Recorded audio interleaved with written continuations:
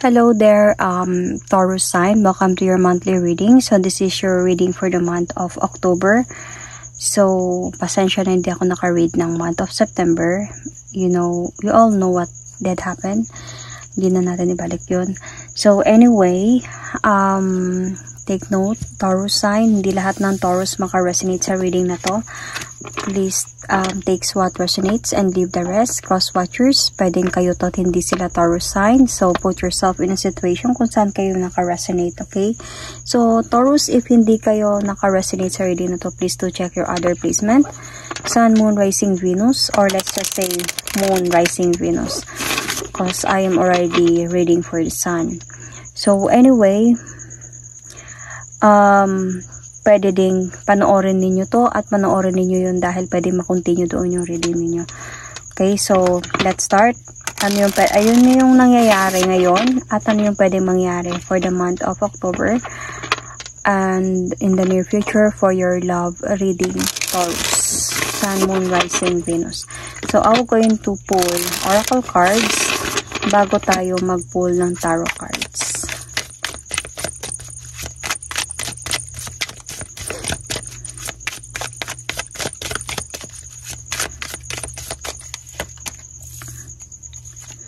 Gambling, taking chance. Taurus, nagte-take for granted. Feeling ko, nakukuha ko dito sa card na to, parang some of you, penetirahan, parang tinitake chance yung kabutihan ninyo, yung pagbibigay ninyo sa kanila. Kasi some of the Taurus sign kasi, pag mahal talaga nila yung isang tao, they don't care about materials, nagbibigay talaga sila. So, parang inaabuso yung nakikita ko dito.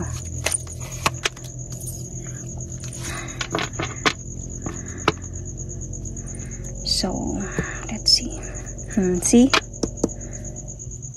Kumbaga, sa pagmamahal na meron ka para sa person na to, feeling ko, nandyan ka palagi para sa kanya, tapos inaabuso ka na. Dahil mahal mo siya, parang nabubulagan ka na, abuso na pala yung ginagawa niya sa'yo.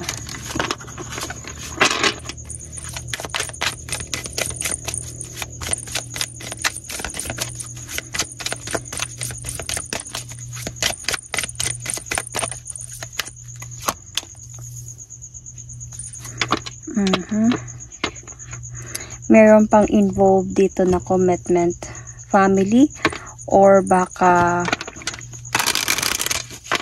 hindi mo alam, baka LDR kayong dalawa tapos yung mga binibigay mo sa kanya doon pala napupunta.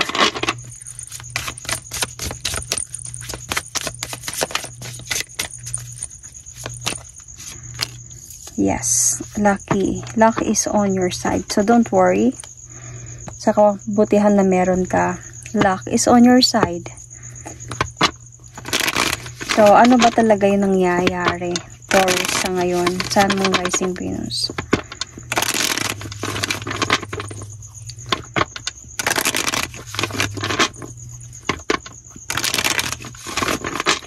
So, what is really happening?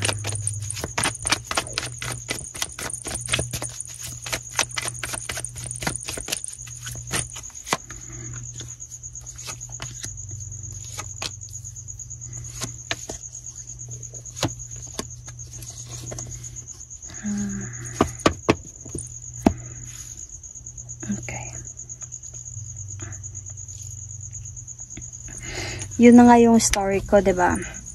I can see here that itong person na to, dito pa lang sa Chariot card, dalawa na kayo dito. Parang kumbaga hindi niya alam kung papunta ba siya sa'yo or papunta siya dito sa isa. Feeling ko kasi, ang dami mong tinulungan dito sa person na to. Kumbaga, alam niya naman, hindi naman siya ganun kagahaman na tao, hindi naman siya ganun kamasama na hindi niya na-appreciate yung tulong mo sa kanya. So, andun sa point na hindi niya alam kung kanino siya mag-offer talaga ng victory. Sino yung pipiliin niya talaga or something like that. So, dumating sa point na medyo napapa-challenge siya ngayon sa mga nangyayari sa inyo. tong person na to. Kasi ikaw yung nandyan sa kanya. Kumbaga tinutulungan mo talaga siya dahil mahal mo siya. Ganun naman yung mga Taurus eh. If mahalin talaga nila yung isang tao, kahit pabilhan nila yan ng, kumbaga kung anong meron si Taurus, meron din yung partner nila. Mas maganda pa yung sa partner nila. Kasi ganun sila magmahal eh. So, kasi andun sa point that you believe or you are expecting na mag-o-offer talaga siya sa'yo ng new beginning, like marriage. Kasi, kaya ganun ka na lang kahalaga, ganun ka na lang na sinisave mo siya sa problem niya. Siguro andun siya sa point na nag-open up siya sa'yo ng problem, tapos ikaw naman dahil mahal mo siya, sige sinisave kita, pero taking a chance eh. Ibig sabihin, this person is taking a chance na ito na yung chance ko para matulungan ako ni Taurus, ito na yung sasabihin ko, ganito na lang yung sasabihin ko. And you are expecting through your help sa kanya, lagi mo siyang sinisave sa problem niya, that this person do really love you and we're going to offer you a new beginning. So, parang nagkakaroon na kayo ng plans every time tinutulungan mo siya. Siguro feeling ko, some of you, okay, madami na kayong pinagdaan. Kumbaga, matagal-tagal na din kayo. Or you are really expecting na ito na talaga siya. Para sa akin na talaga to. Magkakaroon na talaga kayo ng new beginning na dalawa. Pero, may napapansin ka kasi. Okay? May napapansin ka. Dahil dito pa lang siya, napapa-challenge siya dito. Dito pa lang siya sa point na hindi niya alam kung saan siya papunta, dito ba sa'yo or dito sa kanya. Hindi naman sabihin na hindi mo mararamdaman yun, hindi ma-express sa kanya yun. Kasi feeling ko kasi, it's either ikaw or both side, hindi nakakatulog sa gabi thinking about this. Ano ang desisyon na gagawin? Ano ang gagawin niya? Kasi, see, meron na nga either meron siyang commitment, na meron siyang anak, or may nabuntis itong person na to. So, he's just really like, pagdating sa'yo, kumbaga, naglalakas siya na loob na ipapakita sa'yo na happy kayo, okay kayo. Pero every time na mumblema siya, siguro na mumblema siya about this, sa pagpubuntis ng person na yun, tapos sa'yo siya lalapit. Ganyan, para makatulong lang dito. So, ikaw naman expected mo talaga na siya mag-move forward talaga towards there. Pero napansin mo na yun, naramdaman mo na yun na parang something wrong. Parang kumbaga, lalo na sa person mo na medyo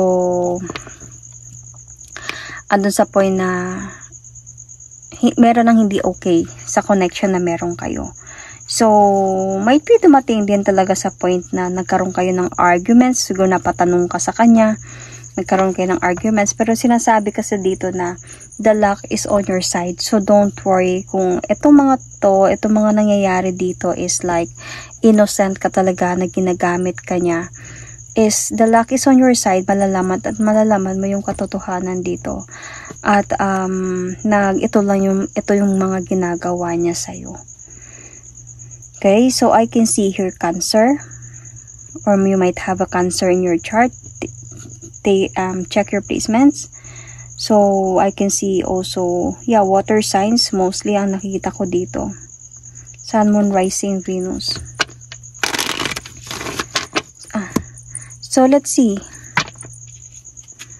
Ano yung pwede mangyari for the month of October or near future?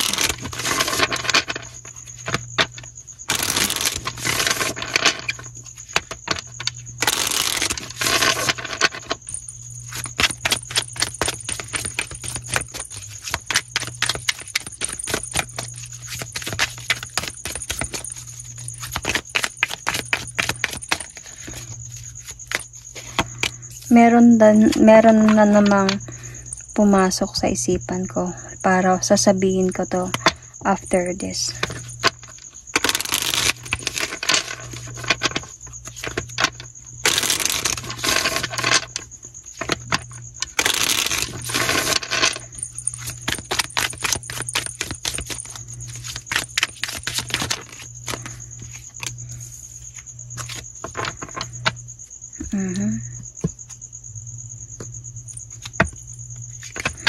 feeling ko, no, pinagpili mo to siya.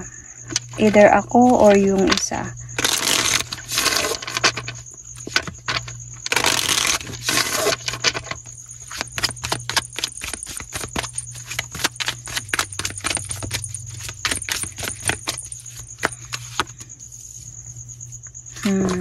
Guilt from your person. Yun talaga yun. Wait lang, sabihin ko sa inyo yung ano yung nakita ko or ano yung na-visualize ko. Kasi pwedeng maka-resonate din kayo doon.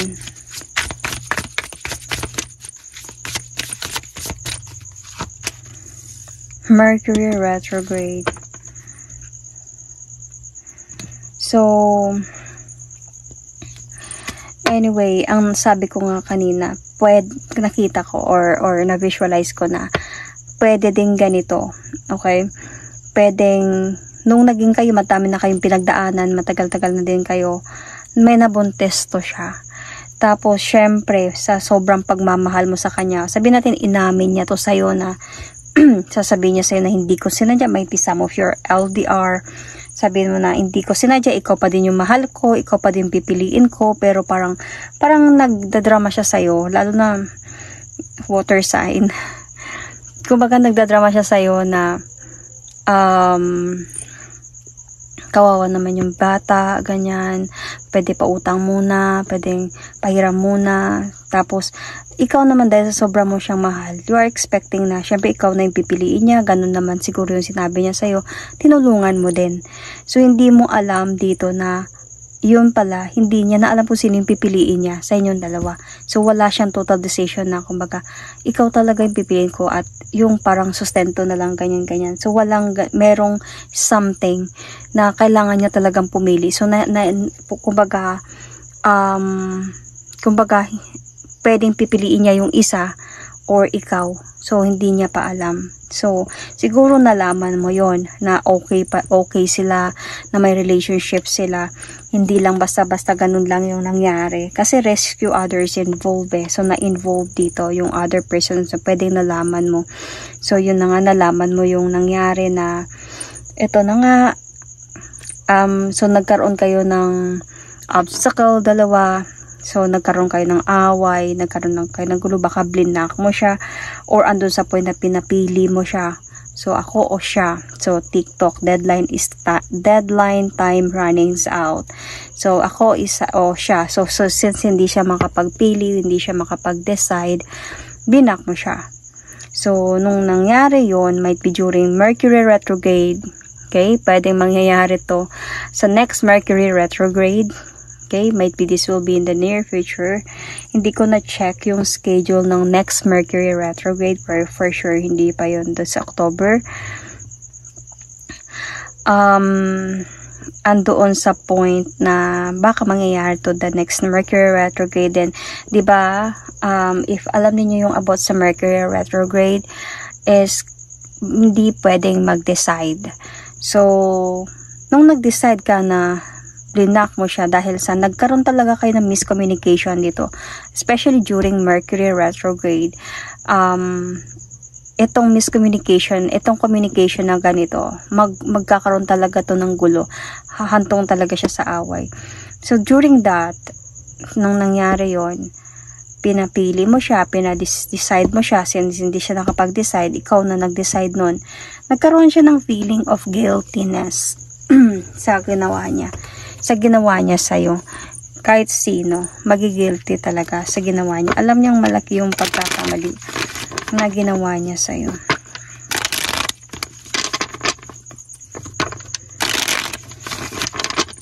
So, I can see also pala Gemini. So, you might be dealing with Gemini, water signs. Or, yeah, Gemini.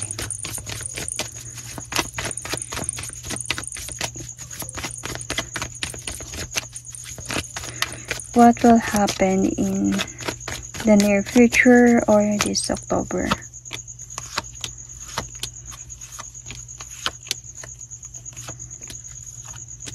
Okay. Babalik siya talaga sa'yo.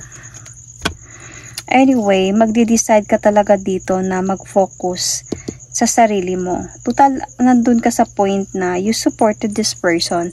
Kaya ko mag-isa. Kaya ko mag-move on na lang. So, parang andun sa point na hindi ka na kasi sure. Hindi ka pa kasi sure Nadya-juggle ka pa sa amin dalawa. So, I need to decide to block you muna dahil para makapag-focus ako sa buhay ko, sa pag-move on ko. So, hindi kayo talaga nag-uusap nito in the near future or this month of October. So, hindi kayo mag-uusap nito kasi magkakaroon ng unsureness talaga dito. Dahil na din sa mga kasinungalingan na ginawa niya sa'yo. Sa mga secrets na to.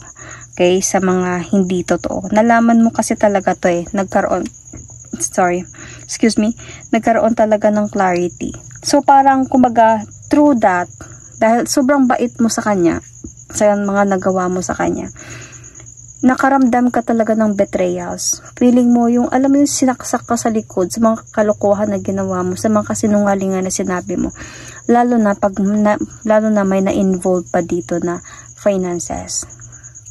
Kasi gambling to Take a chance. Nag-take siya ng chance na lokohin ka, especially humingi siya sa'yo ng tulong, na, mga drama na ganun. Nakaramdam ka talaga dito ng betrayal. So, nagkaroon ng clarity sa mga kasinungalingan niya. So, nagkaroon talaga sa kanya dito na nag-guilty siya sa mga nangyari. Feeling niya ang sama-sama ng ugali niya. Parang ganun. So,